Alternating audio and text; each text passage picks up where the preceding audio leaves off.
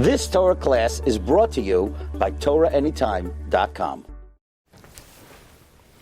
Okay, good afternoon everyone. Shalom Aleichem, Bruchim Abam. We continue in the Orchos Chaim of the Rosh. We are learning Ois Ayin Tes.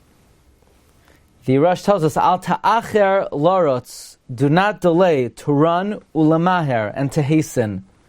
Ulahachin lefneim, and to prepare before them, shulchan, a table of lechem and bread, kishema heim ra'ivim, maybe the guests are hungry.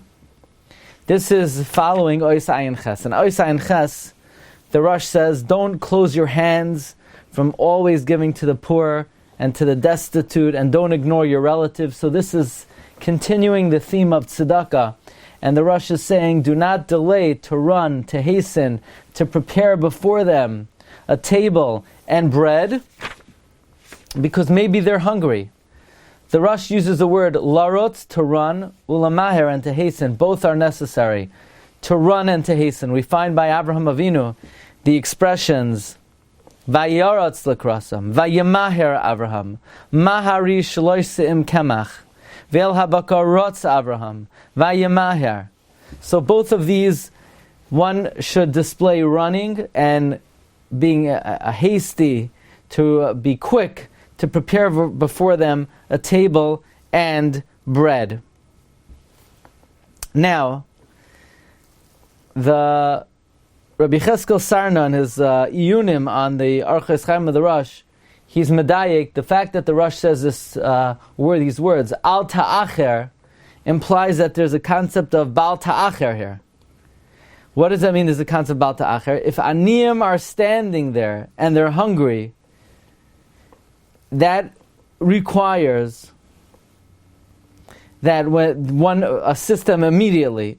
The Sharat Zion brings down in our Chaim Simataf Reish Lamed Tes of Katan Samach Zayin, who writes regarding the first night of Sukkot, if rain falls and we have guests aniyim that didn't eat the whole day. So the Sharat Zion paskins, the first night of Sukkot, if rain falls and their guests who are hungry, then you're not allowed to wait to make Kiddush until the rain stops, but you have to make Kiddush immediately, because if they're aniyim, then they're not mechuyev to wait and to fulfill all the opinions, and there's a chashash about ta'acher, and therefore better to make the Kiddush in the rain and to feed the aniyim right away. The Mishnah Berurah likewise brings in our Chaim Sin Reish Ayin Aleph Sif Katan Aleph, that if somebody wants to wait from making Kiddush the night of Shabbos because he's not hungry at all,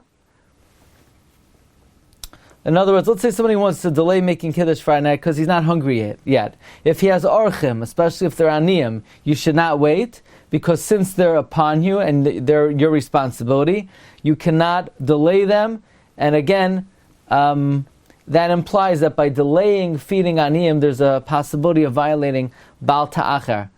And Reb Sternbuch brings in his Mayadim Uzmanim, also in his Sefer Tam Ladas on Bereshis, that the Chafetz Chaim, when he came home Friday night, if he had guests and he felt they were hungry, he would not sing Shalom Aleichem, but he would feed them right away, and he would sing Shalom Aleichem during the meal. Because it's more important to feed the guests right away, because potentially you could be incurring a lav of Bal Ta'acher if you delay feeding guests. Rav Goldberg points out that in the Avudraham, on the words Kol Dichvin Yeseh V'Yechel, what do you mean Kol Dichvin Yeseh V'Yechel? We're not feeding anybody yet. We're not going to eat until Shulchan Aruch. The Rav Goldberg explains, based on the Shita of the Rif, that what's the reason we don't make a bracha on the Haggadah like on the Megillah? Because you're already yotzei the mitzvah d'oraisa by saying Zecher L'Yitzias Mitzrayim in Kiddush. If that's the case, so you're already mekayim the mitzvah of Haggadah. So you want to be a machmir and kol amar b'lasab Yitzias Mitzrayim reizah meshubach. It's very nice, but you can't hold up the aniyim because you want to be machmir. And therefore, kol dichvin, anyone who's hungry, come, I'm going to feed you now. And once you feed all the aniyim and they had what to eat, so then you could continue to be marbel l'saper b'yitzias Mitzrayim. Now, it's interesting we know that there was a taina on Avraham Avinu that because he said Yukach na ma'at mayim, and because Avraham Avinu gave the Orchim water through a shliach, HaKadosh Baruch Hu paid back Klal Yisrael through a shliach. Now wait a second. What was Avraham Avinu supposed to do? He was supposed to bring everything himself, including the water. But we know he didn't bake the bread himself. He told Sarah to break it. And it would have taken longer if Avraham Avinu would have fetched everything.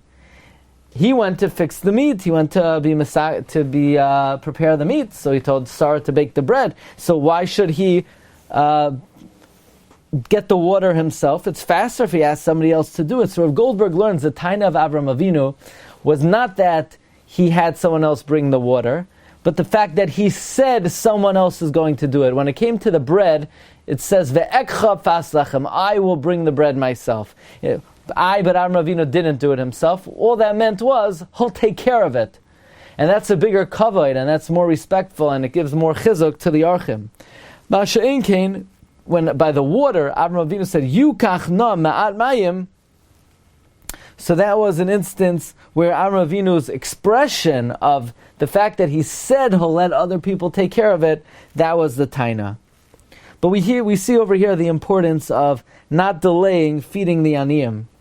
In Avos Rav Nosson Perek Zayin, Braisa Aleph, it brings that your house should be open wide, like the house of Eoiv, that he made 4 doorways so that the aniyim would not be mitztayer to go around. The pashtus this means, why did he have 4 doors? Because he wanted to feed the aniyim right away, so they should not be delayed, and he should not make them wait. We know the Gemara in Tainis Daf Chaf Aleph Amud Aleph by Nachum Ish Gamzu. The Talmidim said, if Nachum Ish Gamzu is such a tzaddik, why did this happen to him? And Nachum Ish Gamzu said, I caused it to myself. Because one time I was traveling and an ani came to me and he said, Rabbi, feed me. And I said, wait until I unload the donkey. And I didn't have a chance to unload the donkey until the person died. I fell on his face and I said, my eyes that didn't have mercy on his should become blind. I mean, why was he criticized so severely? He just went to unsaddle the donkey. But we see from what the Rosh is saying that when it comes to taking care of the aniyim, you cannot make them delay and wait even a moment, even a millisecond. And therefore Nachum Ish Gamzu was concerned that they would hold him accountable for the death of the ani because he could have ran much quicker to take care of the ani. And our Chazal were so careful, and they held themselves to such a high standard when it came to preserving and not chas v'sham bringing closer the death of anybody. There's Rav Goldberg cites an amazing tshuva in Shal Shus Maram Lublin about someone who came to a Rav who paskined the halacha about his relative, and he wanted to ask this Rav to give a more lenient psak, and the Rav saw him and he was afraid that this person would harm him. So he took a big box, a big closet, and he put it before the door so the person should not come in. And the Rav became so anxious that he became ill and he died. And somebody asked the Shaila Maram Lublin that, look, I know I didn't murder this Rav, and it's not, and really, it's not my fault, but what kind of tikkun can I do? Says Maram Lublin, well, the truth is it's not your fault at all. It's the Rav's own fault. He frightened himself. Nevertheless, if you want a tikkun for bringing someone's life to an end in some small measure, you should be mekabel on yourself a punishment that with the following tshuva. You should fast 40 days, and then after you fast 40 consecutive days, fast every week 3 days. Don't sleep on a blanket and a pillow for an entire year, except for Shabbos and Yom Tov. Don't bathe more than once a month. Stand by the doorway of the shul, so when everyone comes in and out, they should step on you. And every month you should go with 10 people and beg at his grave, and do this for 12 months. And fast every Monday and Thursday for 3 years. Do not engage in any enjoyable activity for 5 years. Receive malchus from the shamish once a week. for 12 months. So we see the type of standard and that the Chachamim held themselves when it came to not chas v'shalom bringing someone's life to an end. And by extension, the Rosh is saying when it comes to taking care of the poor, one has to do so in the most energetic, quickest, fastest way possible. That's Ois Ayin Tes. Wishing everyone a wonderful day. Bracha v'atzlacha. See you tomorrow.